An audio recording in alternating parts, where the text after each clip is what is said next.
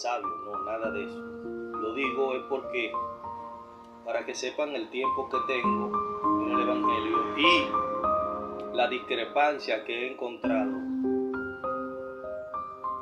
hace no más de un año, 25 años creyendo en el rapto de la iglesia como un rapto invisible o antes de la tribulación, pero leyendo la palabra de Dios me di cuenta que no es así.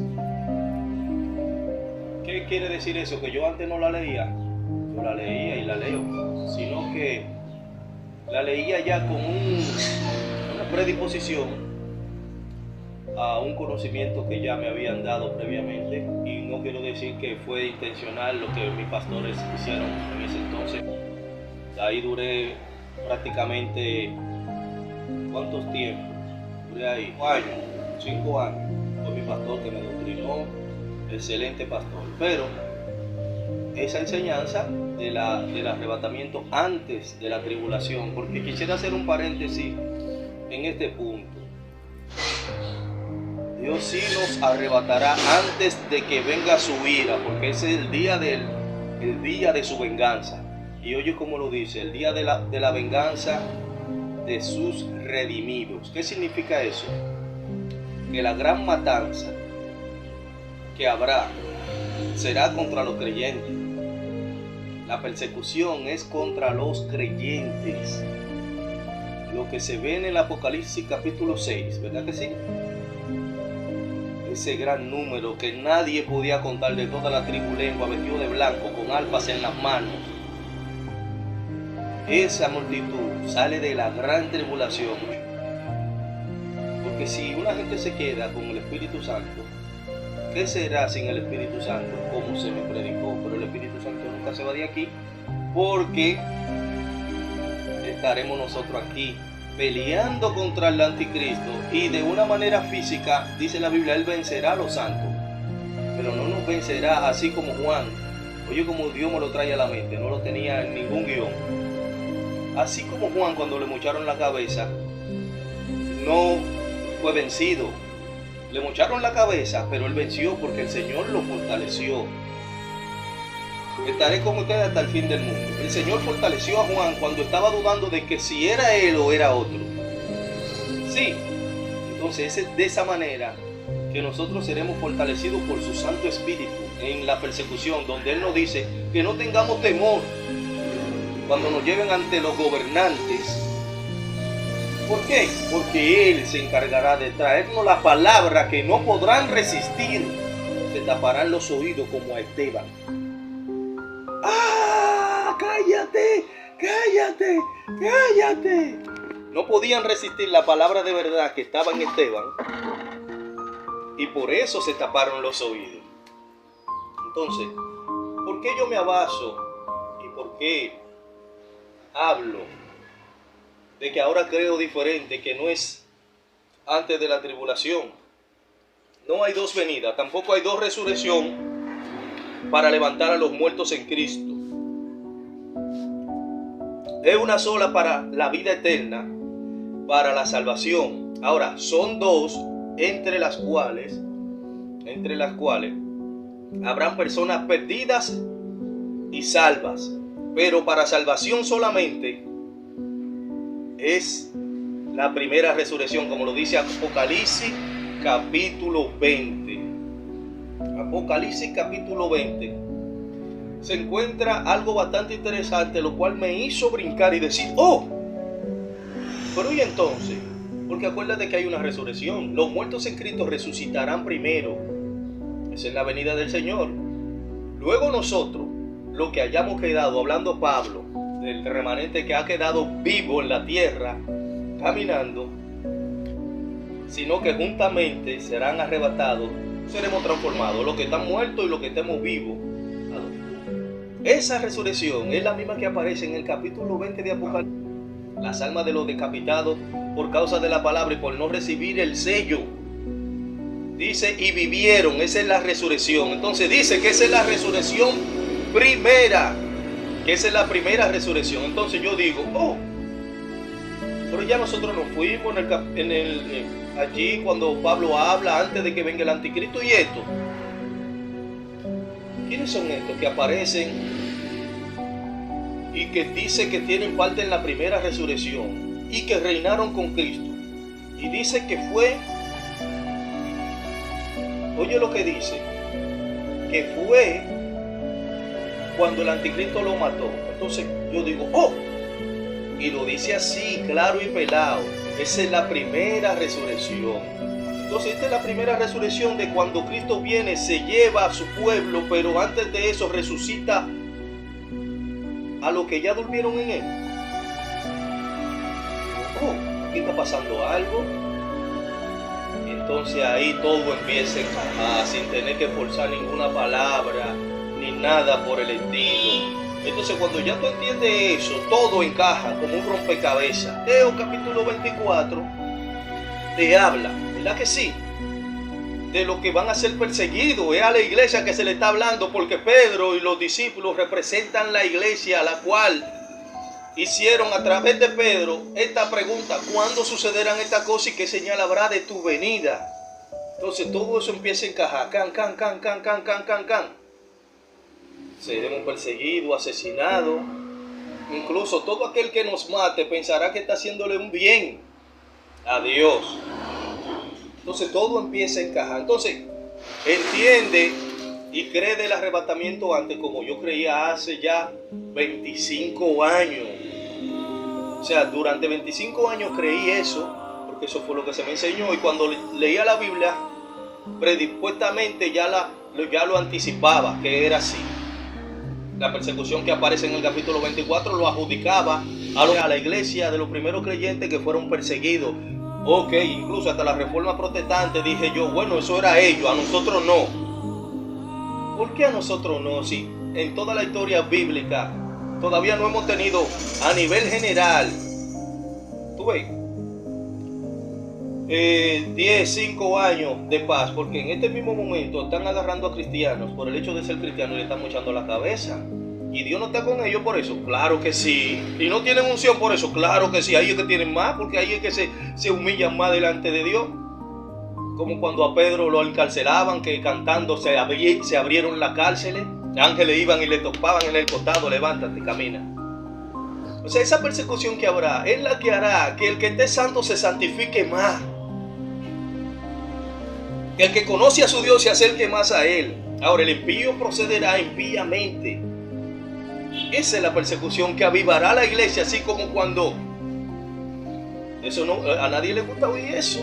Yo tampoco quería que fuera así. No quería, pero yo me rijo por la palabra de Dios. Por la palabra de Dios me rijo. Pero en serio, yo no quiero que sea así, porque es duro tú con tu muchacho chiquito, o sea como sea, que te lo agarren y te lo maten y te agarren a ti, y tú, así como en el holocausto nazi, que estés apresado con hambre y de todo. Es duro, pero esa será la manera en la que la iglesia, así como en los tiempos pasados, era una iglesia de unción y de poder. Mientras tanto hay una apostasía muy grande que no se sabe quién es quién. Sí, ¿por qué? Porque ahí es que el hombre busca más a Dios. El impío, cuando vea la escasez mundial y global, procederá impíamente, atracando e incluso matando. El cristiano no, el cristiano se postra delante de Dios y le pide a Dios que sea Él quien supla. El que está limpio se limpia más, y el impío procederá impíamente. Quiere decir que lo que yo veo en el capítulo 20 de Apocalipsis, que vio las almas de los decapitados por causa de la palabra de Dios, y ellos vivieron. Esta es la primera resurrección, perdón. La segunda muerte no tiene parte con estos que han resucitado. Se le dio y vi tronos, y se sentaron a ellos los que recibieron facultad de reinar. Es de nosotros que está hablando. Esa multitud que aparece en el mar de vidrio que se ve en Apocalipsis, mezclado con fuego, esa gran multitud que nadie podía contar de todos los pueblos. Esa multitud somos nosotros, que salimos de la gran tribulación. Esa es la cosecha que habrá. Esa es la cosecha.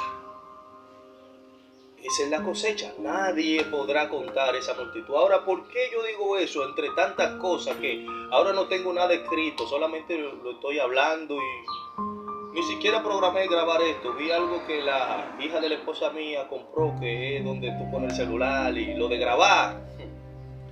Y lo puse ahí, estoy haciendo esto ahora. Lo que quiero decir es lo siguiente.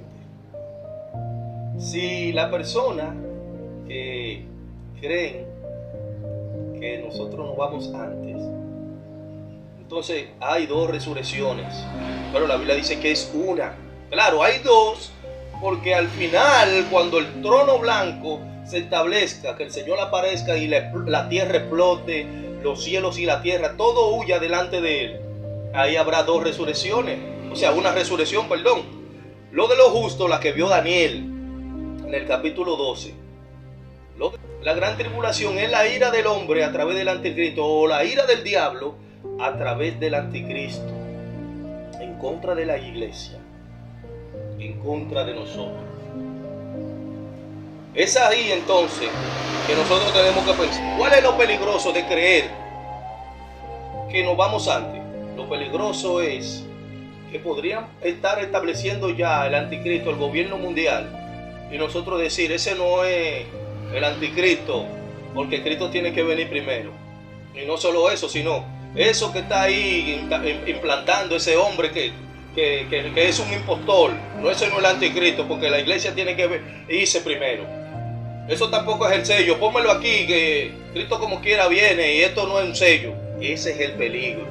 Porque de hecho, el creer que es antes o después no te salva ni tampoco te condena. O sea, si tú crees que es antes, eso no te sirve para salvarte o condenarte a nivel de doctrina, a nivel de creencia. Si tú crees que es después o antes, tampoco te salva, ni te condena. Es decir, que no es un punto en el que la iglesia tiene que tener tanto tabú para hablar de esto, porque hay que hablar, estamos ya en los últimos tiempos. ¿Qué significa eso? Que este es el tema que hay que tratar y analizar. Estoy hablando de que brinqué cuando vi que los muertos que aparecen en el capítulo 20 de Apocalipsis son los mismos que serán raptados cuando los muertos en Cristo resuciten primero. ¿Qué quiere decir eso? Que si el anticristo lo mató, entonces la venida el rapto es después. Yo creo en el rapto, claro que sí, pero no antes de los golpes que dará el anticristo si a la iglesia del Señor. Yo creo en el rapto. Como creía antes, no. Porque como creía antes era todo bien, una bendición y no antes. Y aquí se salvan la gente sin Espíritu Santo. Oye, qué ilógica. ¿Cómo se va a salvar un impío sin Espíritu Santo aquí en la tierra? Si Él es que incluso con Él nosotros somos tan perversos que hacemos cosas malísimas. ¿Cómo se va a salvar un impío? O alguien que se quedó. Dime, ¿Dios le va a llamar santo? No, Dios no le llama santo a alguien que se quedó y se quedó por ser impío. No. Ni nosotros impíos, no. No es así. No es así. Así que, hermano mío, analícelo, investíguelo bien, lea. Después yo vendré con un estudio acerca de este tema, porque ahí es que empieza a encajar todo. La tribulación no es para los judíos. Los judíos o esa nación está perdida sin Dios. Dios tendrá cuidado de ellos, pero noto y puedo ver que dice, bienaventurado el que de ahora en adelante se salva, dice la Biblia. Dice Apocalipsis, bienaventurado el que de ahora en adelante mueren en el Señor. ¿Por qué? Porque primero hay una resurrección global de todos los muertos en Cristo, y los que estemos vivos también nos vamos. Ese es el rapto. Pero esos que nos vamos somos los mismos que aparecemos, los que han muerto en la gran tribulación del anticristo, una persecución terrible sin precedente a nivel mundial, porque este personaje se propondrá eliminar todo lo que sea objeto de culto. Ahí va a explotar incluso a los adventistas, a los testigos de Jehová, a los católicos, a los cristianos, a todo sistema religioso lo va a explotar. Lo va a explotar, por eso dice huyan a los montes. ¿Por qué en los montes? Porque en los montes no hay ese sistema tecnológico que habrá y haya de localización a nivel de GPS, a nivel de reconocimiento facial, a nivel del calor del cuerpo. No lo hay por ahí. O sea, en los montes lo que hay es mucha mata, muchos arbustos y ese tipo de cosas. Y la tecnología no está tan, ¿qué te digo? No está metida allá en esos lugares. En los montes hay más posibilidad, pero donde hay gente, las ciudades, ahí es que está toda la tecnología concentrada y será más rápido la captura para los siervos de Dios. Desde que uno vea esa abominación desoladora, es con nosotros que está hablando, por Dios. Antes yo como que no quería encajar nada de eso porque es lo que todo el mundo cree. Yo también quiero creer eso. Pero no porque hay una persecución, Dios no está con su pueblo. Ahí es que está más con su pueblo, porque ahí es que su pueblo le busca más. Como cuando en Egipto estábamos, o estaba el pueblo de Israel. Clamaban a Dios mientras más los oprimían. Siempre ha sido así. Siempre ha sido así. Y no tiene por qué cambiar ahora, porque Dios conoce la naturaleza humana. En la comodidad, tirado en el sofá del conformismo. No conforméis a este siglo, pero nosotros en la comodidad nos conformamos y estamos cómodos. Tiene que ir el profeta Natán para hacer como le hizo a David. Sacudirlo. Y si te quedaste ahí acostado en ese sofá, estás perdido. Y estoy perdido también. Entonces nada, esta es una breve palabra que he decidido ponerle de manifiesto. Luego estaré hablando con estudio bíblico y con versículo bíblico a la mano. El que quiere creer, que cree. Ahora, yo te voy a decir este consejo. No te dejes sellar. Si tú ves un gobernante mundial, ese es el tipo. Ese es el tipo. No te dejes sellar. Si la marca hubiese sido esta vacuna contra el COVID, la mayoría de la iglesia ya estuviera perdida. Y eso fue solo un ensayo de estos psicópatas llamados Illuminati, masones, que controlan el mundo tras bastidores. Luego le darán el escenario mundial a uno de ellos mismos, el que ellos consideren que es digno, que sea experto en enigma, y que llene todas las características que ellos requieren. Entonces te dejo con esta palabra. Dios te bendiga, Dios te guarde.